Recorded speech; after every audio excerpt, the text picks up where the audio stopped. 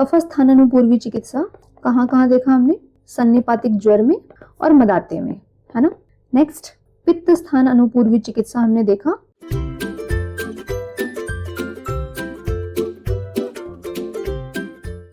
If you find our videos really helpful, you can appreciate by hitting the like button and please do share.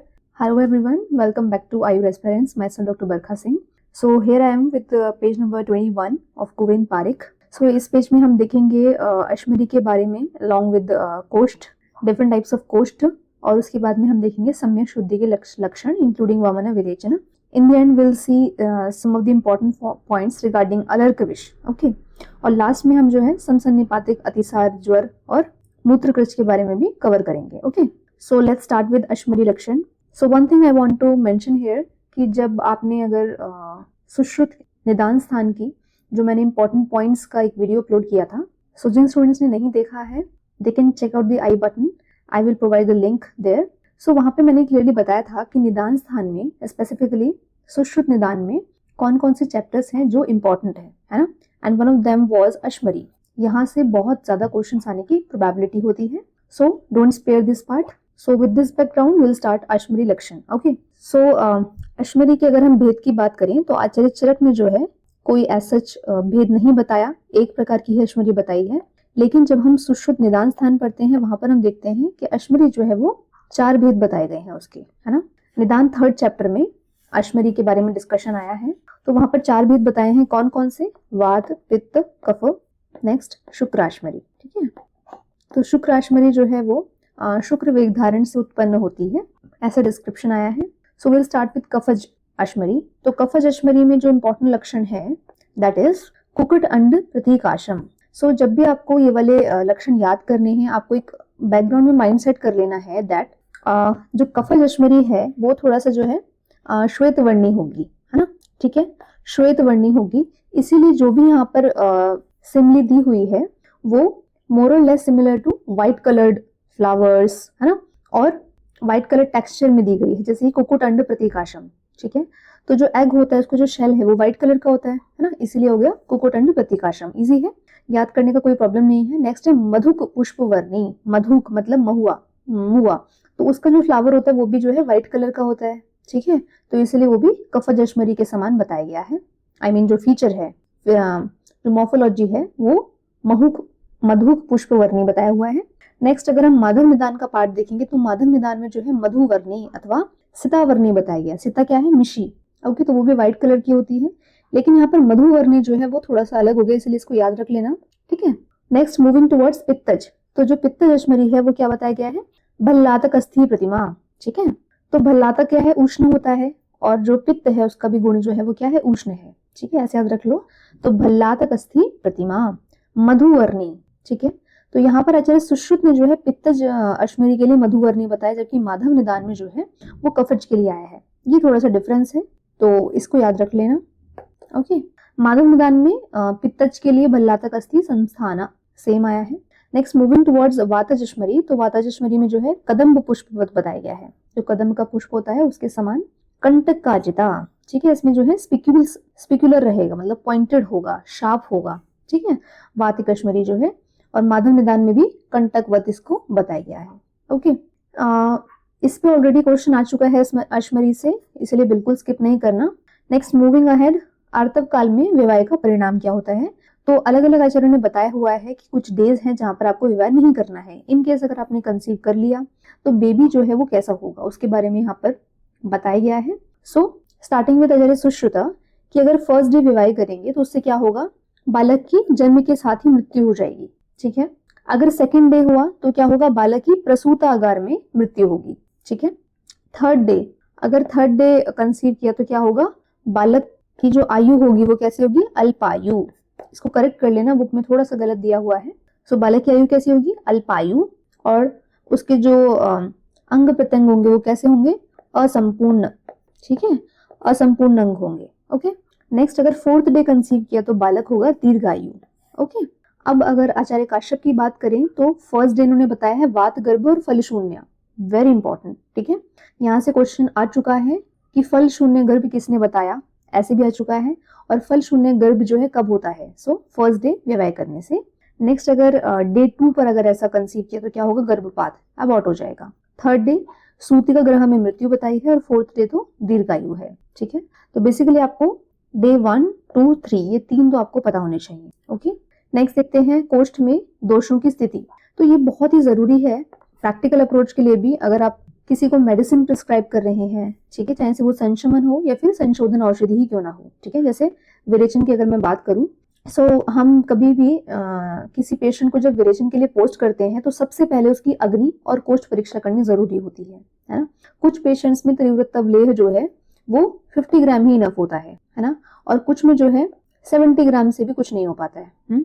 और it depend upon देश also, कि जांगम देश है या फिर अनूप देश है, उस पर भी डिपेंड करेगा। ठीक है, तो for all of this situations we should be having idea regarding कोष्ठ एंड अग्नि परीक्षा, राइट। सो सबसे पहले हम बात करते हैं मृदु कोष्ठी।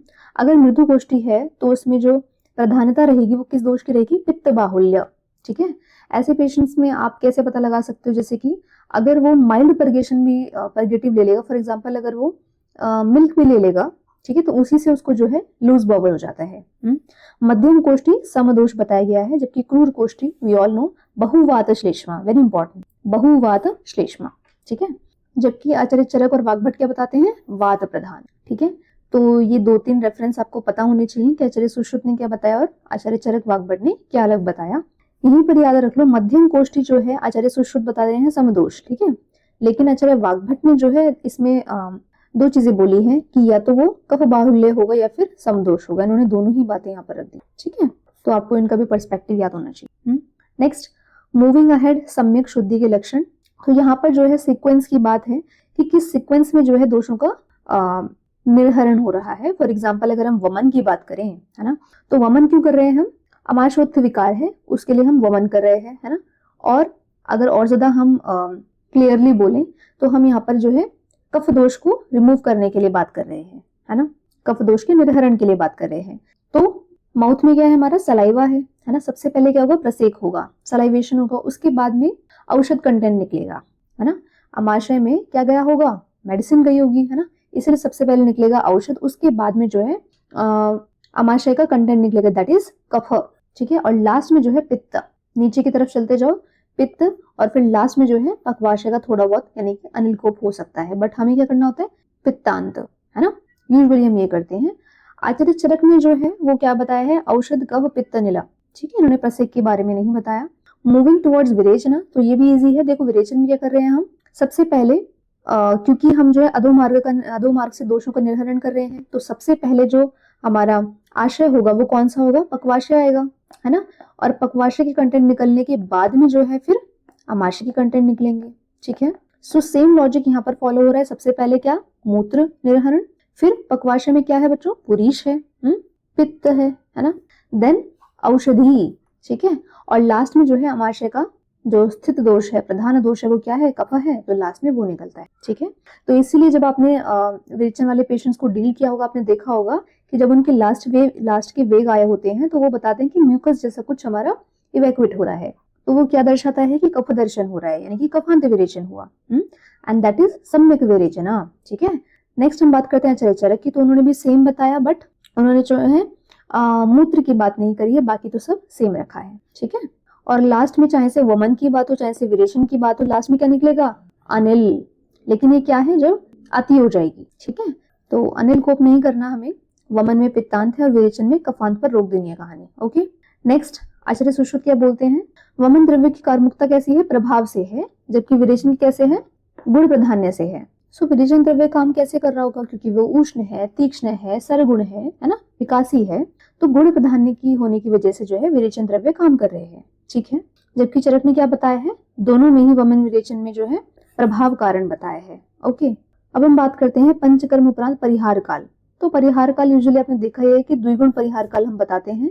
फॉर एग्जाम्पल अगर बस्ती 8 डेज का हुआ है तो परिहार काल कितना होना चाहिए, 16 डेज, है ना। जबकि आचार्य सुश्रुत क्या बताते हैं, पुनः बलवान होने तक, जब तक वापस से स्ट्रेंथ नहीं रिगेन हो जाती है तब तक, और 1 मंथ। तो दोनों ही ऑप्शंस आप लगा सकते हैं। ठीक है, लास्ट में देखिए अलर्क विष, यानी कि हाइड्रोफोबिया से आप कोरिलेट कर सकते हैं, जल संत्रांस, है ना। अच्छा, 2020 में AIPGT में इस पे क्वेश्चन पूछा गया था that what is the causative agent of rabies, है ना। तो कौन सा वायरस है जिसकी वजह से रेबीज होता है? आप मुझे कमेंट सेक्शन में बताइए। In the next video I will tell you the answer. Okay, तो अलर्क विष में जो दोष बताए गए हैं वो आचार्य चरक ने जो है त्रिदोष बताए हैं, जबकि आचार्य सुश्रुत ने जो है वात कफज बताए हैं। ठीक है, और यहीं पर याद रख लो कि आचार्य वाग्भट ने जो है वो केवल कफ दोष बताया है, कफ प्रधान बताया है। ओके, तो तीनों ही आचार्य का डिफरेंट है। चरक ने त्रिदोष इन्वॉल्वमेंट, आचार्य सुश्रुत ने वात कफज और वाग्भट ने कफ प्रधान बताया है। यहीं पर याद रख लो कि अलर्क विष में जो लक्षण बताया गया है दंश स्थान का, स्पेशली वहां पर क्या बताया है? सुप्तता जायते, सुप्तता जायते। कहां पर? जहां पर दंश हुआ है ना, जहां पर डॉग बाइट हुआ है वहां पर जो है सुप्तता, नम्बनेस हो जाएगा, है ना। और उसका जो वर्ण है, जो बाइट का जो बाइट एरिया है वहां पर क्या हो जाएगा? कृष्णम। ठीक है, च अतिस्रवती असरक। ठीक है, तो जो ब्लड है वो भी इवैक्यूएट हो रहा है, दैट टू अतिस्रवती, बहुत ज्यादा स्राव हो रहा है असरक का। ठीक है, तो ये भी आपको पता होना चाहिए। अच्छा, वन मोर थिंग, अलर्क विष में जो है कुछ आपको न्यूरोलॉजिकल भी सिम्टम्स देखने को मिलते हैं, है ना। तो यहाँ पर दोष जो है वो संज्ञा वह स्रोतस में जाके लीन हो गए हैं, है ना। संज्ञा वह स्रोत दृष्टि हुई है। दैट्स वाई इसकी जो चिकित्सा जब बताते हैं तो वहां पर तीक्ष्ण संशोधन इंडिकेट किया है। ठीक है, ओके, नेक्स्ट बात करते हैं समसन्निपातिक अतिसार में चिकित्सा। ठीक है, देखो जब हम अतिसार की बात करते हैं तो हाँ यहाँ पर अग्निमांद्य तो है ना, लेकिन अगर हम बात करें प्रधानतः कौन सा दोष इन्वॉल्वमेंट है तो वात है। ये मैं आचार्य चरक का ओपिनियन बता रही हूँ। दैट्स वाई आचार्य चरक क्या बोलते हैं? प्रथमतः वात की चिकित्सा करनी है। अतिसार यानी कि अतिसरण हो रहा है ना, बॉबल मूवमेंट जो है वो इंक्रीज हो गया है ना। दैट्स वाई सबसे पहले यहाँ पर जो है वात की चिकित्सा बताई है आचार्य चरक के अनुसार। ऑल्दो आचार्य सुश्रुत ने जो है यहाँ पर प्रथमतः पित्त की चिकित्सा बताई है। सो इन माय ओपिनियन आचार्य सुश्रुत ने जो रैशनल रखा होगा मे बी ड्यू टू अग्निमांद्य, दैट्स वाई उन्होंने जो है पहले पित्त की चिकित्सा बताई है ना। नेक्स्ट पेज पे आ जाइए, page number 22, because it is related to previous page, that's why इसके भी 2-3 पॉइंट यहीं पर कवर कर लेते हैं। सो फर्स्ट वन इज समसन्निपातिक ज्वर। ठीक है, अब जो ज्वर जो है वो क्या है? आमाशयोत्थ विकार है ना। तो इसीलिए आचार्य चरक जो है यहाँ पर प्रथमतः कफ की चिकित्सा बताते हैं। ठीक है, जबकि आचार्य सुश्रुत जो है वो पित्त की चिकित्सा बता रहे हैं कि सबसे पहले जो है पित्त की चिकित्सा करनी है। हो सकता है आचार्य सुश्रुत ने पित्त की चिकित्सा इसलिए बोली होगी क्योंकि वहां पर जो है संताप जो है उसका प्रत्यात्म लक्षण बताया गया है ज्वर में, है ना, दैट्स वाई। बट बात यह है कि जो कोई भी डिसीज है तो उसका ओरिजिन कहाँ से हुआ, है ना। जहां से डिसीज ओरिजिनेट होती है पहले सबसे पहले उस स्थान की चिकित्सा करनी होती है। That is the basic concept that we should adopt while dealing the cases, right. तो यहाँ पर ज्वर है तो ज्वर जो है जैसे मैंने पहले बताया आमाशय समुत्थ विकार है, दैट्स वाई आचार्य चरक ने जो है यहाँ पर कफ की चिकित्सा बताई है। ओके, नेक्स्ट देखो मूत्रकृच्छ, है ना। तो मूत्रकृच्छ में जो है वायु स्थान अनुपूर्वी चिकित्सा यानी कि प्रथमतः जो है वात की चिकित्सा करनी है, और मदात्य में जो है प्रथमतः कफ की चिकित्सा बताई गई है। ठीक है, तो इसको थोड़ा सा हम ब्रीफली देख लेते हैं। ठीक है, कंक्लूसिवली कौन कौन से हमने पॉइंट्स पढ़े वो देख लेते हैं एक बारी। कफ स्थान अनुपूर्वी चिकित्सा कहाँ कहाँ देखा हमने? सन्निपातिक ज्वर में और मदात्य में, है ना। नेक्स्ट पित्त स्थान अनुपूर्वी चिकित्सा हमने देखा अतिसार में और ज्वर में अकॉर्डिंग टू आचार्य सुश्रुता। ठीक है, जबकि वात स्थान अनुपूर्वी चिकित्सा हमने देखा मूत्रकृच्छ और अतिसार में। ठीक है, ये भी आचार्य चरक के अकॉर्डिंग। तो तीनों ही बहुत ही जरूरी पॉइंट है, इनको अच्छे से याद कर लेना।